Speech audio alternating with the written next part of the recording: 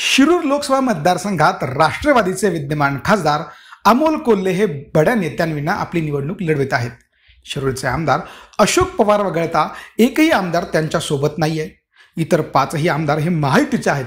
त्यामुळे महायुतीचे उमेदवार शिवाजीराव आढळराव पाटील यांना ताकदवान नेत्यांचे मोठे पाठबळ दिसून येत आहे.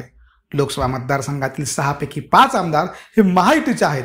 याशिवाय अजित पवार यांच्या सोबतचे अनेक संस्थांवर काम करणाऱ्या नेत्यांचेही पाठबळ त्यांच्या पाठीशी आहेत.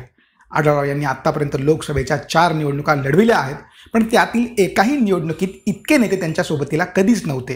दिलीप वळसे पाटील यांच्यासारखे कट्टर राजकीय विरोधकच आज आढळरावांसाठी बलस्थान बनलेले आहेत. असे असताना कोल्हे ही लढाई कशाच्या विश्वासावर लढणार याची चर्चा सुरू आहे. यासाठी कोल्हे यांना 3 यमचा आधार असणार आहे. आता हे 3 यम आहेत तरी कोण, याचा शोध या व्हिडिओमध्ये घेऊयात. नमस्कार, मी श्रीकांत खांदवे, तुम्ही पाहताय लेट्स मराठी. सर्वात पहिला यम म्हणजे माळी समाज. कोल्हे यांच्यासाठी ही महत्त्वाची बाब आहे. कोल्हे यांच्या पाठीशी 2019 मध्ये हा समाज मोठ्या संख्येने उभा राहिला होता. संपूर्ण महाराष्ट्रातून माळी समाजाचा एकतरी खासदार आपल्याला निवडून द्यायचा आहे अशी भावना या समाजात आहे. त्यासाठी सर्वपक्षीय माळी पुढारी हे कोल्हे यांच्यासाठी काम करत आहेत. त्यातील काही उघडपणे तर काही छुप्या पद्धतीने कार्यरत आहेत. शिरूर लोकसभा मतदारसंघात या समाजाच्या मतदारांची संख्या आहे तरी किती यावर अनेकदा चर्चा झाली. त्याचा निश्चित आकडा कोणाकडेच नाही, पण ही संख्या 2.5 ते 3 लाखांच्या घरात असल्याचं बोललं जाते. त्यामुळे ही मोठी ताकद कोल्हे यांच्यासाठी आज एक गठ्ठा उपलब्ध आहे. संपूर्ण राज्यात कोल्हे यांच्या रूपाने या समाजाचा एकच उमेदवार लोकसभा निवडणुकीच्या रिंगणात उभा आहे. लोकसभा 2019च्या निवडणुकीत आढळराव यांचे एक विधान त्यांच्या चांगलेच अंगलट आले होते. कोल्हे हे मराठा नसून माळी आहेत एवढंच ते बोलले होते. खरे तर ही वस्तुस्थिती होती, पण राजकीयदृष्ट्या या विधानाचा योग्य तो फायदा कोल्हे यांना झाला. आढळराव यांच्या एका वाक्याची क्लिप फिरवण्यात आली आणि त्याचा फटका आढळराव यांना बसला. एकीकडे देशभरात मोठी लाट असताना दुसरीकडे आढळराव हे शिरूरमधून पराभूत झाले. आधीच्या निवडणुकीत सुमारे 3.5 लाखांच्या फरकाने निवडून आलेल्या आढळरावांचा कोल्हेंनी सुमारे 60,000 मतांनी पराभव केला. हडपसर, शिरूर, खेड, जुन्नर या 4 विधानसभा मतदारसंघात या समाजाची मतं मोठ्या संख्येने आहेत आणि त्यानुसारच कोल्हे यांना मतं पडल्याचं त्यानंतर स्पष्ट देखील झालं. यातील दुसरा यम आहे म्हणजे मराठा समाज. अमोल कोल्हे हे छत्रपती शिवाजी महाराज आणि संभाजी महाराज यांच्या भूमिकेमुळे राज्यात प्रसिद्ध झाले आहेत. त्यांच्या छत्रपती संभाजी महाराजांच्या जीवनावरील नाट्यालाही निवडणुकीआधी मोठा प्रतिसाद मिळाला. कोल्हे यांनी हडपसर आणि भोसरी या 2 विधानसभा मतदारसंघात सलग काही दिवस या नाटकाचे प्रयोग मोफत ठेवले होते आणि त्याला चांगला प्रतिसाद देखील मिळाला. 2019 निवडणुकीच्या काळात त्यांची छत्रपती संभाजी महाराजांच्या जीवनावरील मालिका टीव्हीवर गाजत होती. त्यांच्या त्या लोकप्रियतेचा फायदा उठवण्यासाठी राष्ट्रवादीने तेव्हा त्यांना उमेदवारी दिली.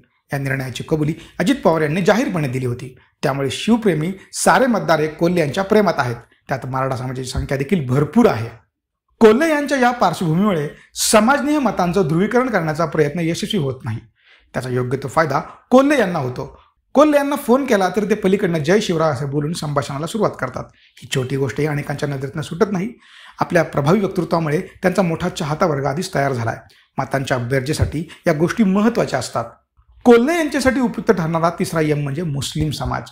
कोल्हे यांनी आपल्या स्वराज्य रक्षक संभाजी महाराज या मालिकेतील भूमिकेचा या ठिकाणी पुन्हा उल्लेख करावा लागेल.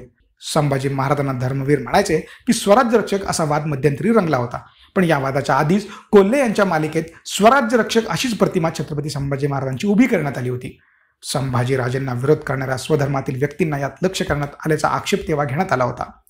संभाजी महाराजांना धर्मवीर म्हटले की मुस्लिम समाज नाराज होण्याचा धोका असतो. तो धोका कोल्हे यांनी शितापीने टाळला होता.